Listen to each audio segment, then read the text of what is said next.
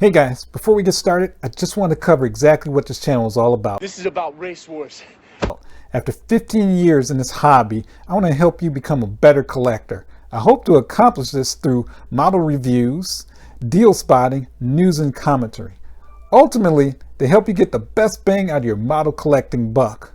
There will also be the occasional watch review, car trolling, and other fun and games. And with that, let's get started.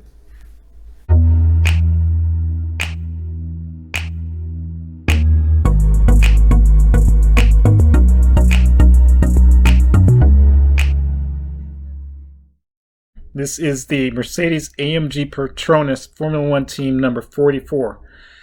This is the Lewis Hamilton championship winning Turkish Grand Prix of 2020. The designation or code for this particular chassis is the F1 W11 EQ Performance. This is a special model that was produced by Spark. Spark is a company that's been around for quite some time. Their primary focus has always been on race cars, not so much passenger cars. They had produced some, primarily not Mercedes, but Porsche. But their specialty is definitely racing cars. That would be Formula One, but especially sports cars. They do both, modern as well as historic, and they do a really great job of it. I would definitely say they probably are on the higher end of things, not to the level of a BBR. At some point in another video, we should definitely talk about the different levels of, just cleaning up some dust here, the different levels of what we'd consider high-end, mid-tier, and so on and so forth as far as the manufacturers go. But yeah, so I would say Spark is like on the low high-end aspect of things, or level.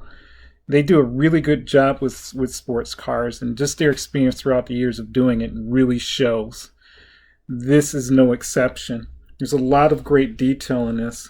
I definitely believe Spark made sure, especially since this was the championship winning car, that all the detail was present.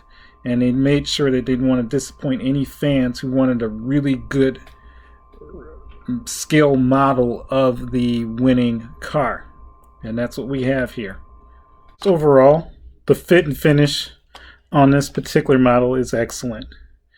There's no errors that I see as far as flaws or discolorations or glue residue, misplaced decals, because there are no decals. This is all painted, it looks like.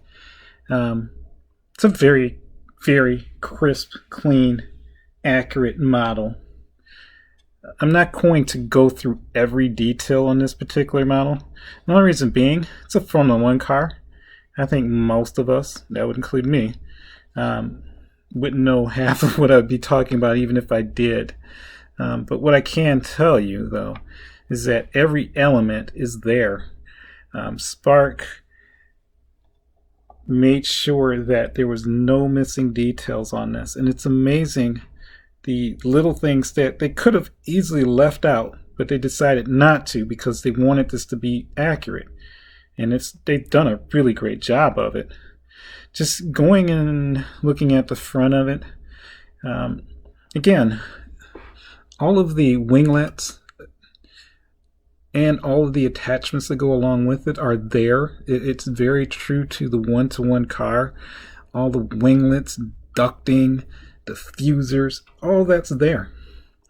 There is some carbon fiber on this, and the carbon fiber detail is fantastic. It has both dry and wet carbon fiber, and the textures they decided to use are fantastic. Again, they put it in places that you definitely wouldn't even expect it to be, but it's there, and it looks great. I mean, where it needs to be shiny or glossy, it's there. When it needs to be dull and flat, it's there. So this is a really great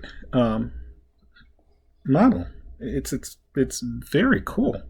So if you're into Formula One and this is something that interests you, by far this is a great choice. It's not my first Formula One car. Actually, when I started my hobby, that's what I started with, was actually Formula One cars. Later, my taste changed a bit. I still obviously like Formula One cars, but yeah, I just had more of a loving for sports cars. So that's where most of my energy went. But this, when it came out, I had to get it. I had to get it because it was important. It was again, it was a world championship for Lewis Hamilton. And as of the results of what just recently happened, this was to be his last championship until, 2022. So with the top view, you get a nice view of all of the canards, the ducting, and you just have to marvel at Formula One engineering. Each one of these planes that you see here are designed for airflow to increase downforce. It's just amazing, all the engineering and thought that went into making this the championship car that it is. As I mentioned, there's a combination of both dry and wet carbon fiber. The helmet is very well detailed. It's clear. All the printing, you can read it clearly. If you didn't know, these are rain tires. So Formula One does use slicks. At one point, they actually did have treaded tires. That was back in the early 2000s. And it was used to slow the cars down, actually. But these are actual rain tires, and you can tell by its design on how it's basically made to push water out from the ground to give the car better grip. This particular race was in the rain, so Lewis Hamilton did win this in the rain, so that's thus the rain tires. The overall plaque is simple but very professional.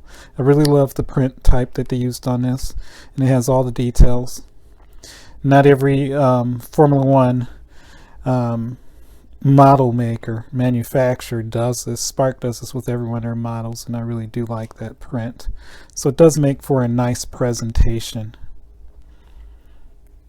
So again, just a simple view, just to see all the other great details that went into this model. Now I have a surprise for you. This here is the Mercedes-AMG Performance Formula One Team number 41 F111 EQ Performance, winner of the Turkish Grand Prix for 2020. The difference is this one is by Minichamps. The other difference is that this is a race finished version of the exact same car. Minichamps has been around for quite some time, and they do specialize in all forms of models. All form of car models anyway. They could be from Formula One to sports cars, traditional race cars, to passenger cars. So they do some of everything. But they are the specialist when it comes to Formula One cars, because it seems to me they've been producing Formula One cars since their inception. But this here, again, is the race finished edition. So it's dirty. So it's a very nice effect. This is actually the first one in my possession as far as a model that has a raced finish to it.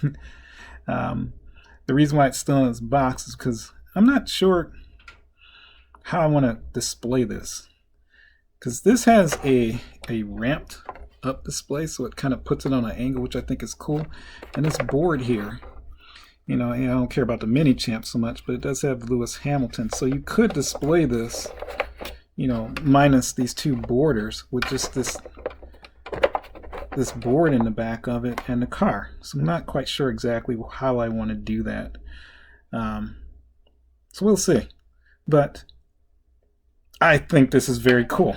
You have two companies that produce the same car, so obviously it also warrants a comparison. Yes, this is the dirty version, but it still warrants a comparison.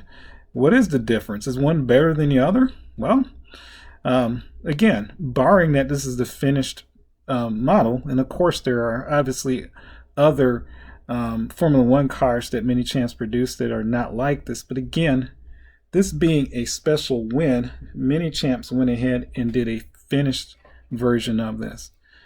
Surprise, surprise, they don't, I believe, have a 1 1/8 scale unfinished version of this. They have it in 1/4/3, but not in 1 1/8, I don't believe. I've done my research and I looked quite a bit and I could not find one. But I was glad I came across this because I do think this is very cool. The way that they did the scrub tires on this, and I don't like picking up models and turning them on the screen, but I'm going to do it for this video. But yeah, so yeah, not only did they do this effect, but they did it to the point of where you can see that this car obviously made a lot more right turns than left, because the wear on the tires on the right side are wore down more than the left. So they didn't just randomly do this. They actually took photos and made sure that they reproduced this model to look exactly the way it looked when Lewis Hamilton finished that race. The effect, the materials they used to show that it's, you know, stained from all the rain and dust is glorious. It looks fantastic. They did a really good job with this. As far as the detail in comparison to the Spark, it's all pretty much the same. They included all the same ducts and everything, or vents, as I mentioned in the Spark model. All that's there. The carbon fiber, the dry carbon fiber, looks identical. It's not that different at all. The driver is a little bit different. What I mean by that is just the paint on the helmet. I mean, the purple on one model is a little bit thicker than the other, but the helmet painting is pretty much the same. Some of the print is a little bit larger on one model than the other, but it's all there. And, you know, I guess that's really up to an interpretation. I would hate to see if someone was a stickler of, well, wait a minute, the end racism is smaller on this one, it should be bigger on the other one. I'd be really, or the 44 is bigger on the Spark than it is on here. Which one's the more accurate 44? I think that's irrelevant. The size difference isn't that different. The one detail that I would like to point out, especially about the driver and the helmet, Spark has done something that to me is just truly amazing when it comes to the helmet. And it's not because this is rain stained. And I'm going to give you a second to look at it and tell me if you can see what it is that's different there. Do you see it? Look closely. Do you see it? Okay, if you don't, I'll tell you. The helmet shield, in other words, the helmet shield on the face, the binder, or whatever you want to call that, you can actually see his nose. You can see his face through the helmet. I just think that's very cool. It's one of those things that, again, you only have to point out for somebody to actually see. But that is an extremely nice detail. And I've never noticed that before. I don't know if that's with all Spark models. I don't know if that's been done with other companies. I don't know if Minichamps has ever done that. As I mentioned previously, I have other Minichamps, and that made me go look. And no, they don't have that. I just thought that was really cool. They didn't have to do that, but it's cool they did. Just something I noticed. But as I said, as far as comparing these two, it's really a matter of taste. Honestly, I like this version better, the dirty version, because it's unique. I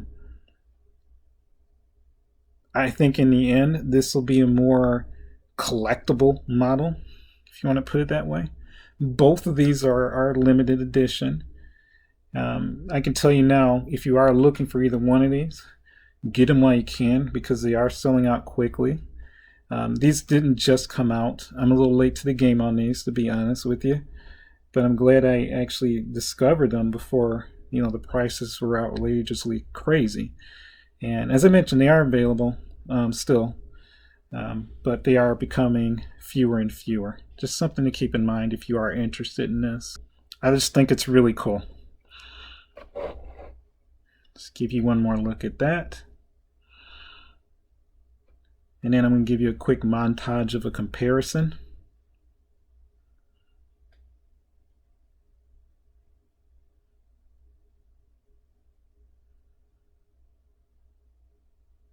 Well, I hope you enjoyed that review and comparison.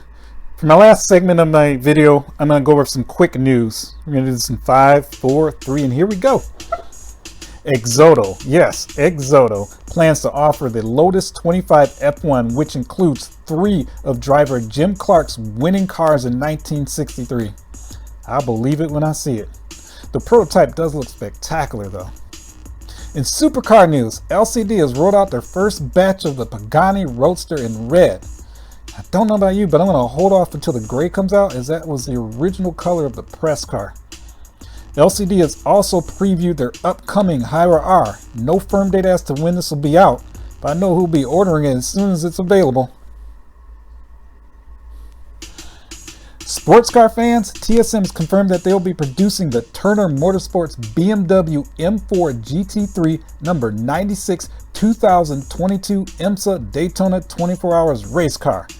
That was a mouthful. This is timely as the 60th running of the event starts January 29th. This model will also be on my short list to be ordering as well. All of the aforementioned model information can be found on each of the company's respective websites. And that concludes today's news. Again, I appreciate you watching. Like and subscribe, leave some comments and questions, and I'll see you next time.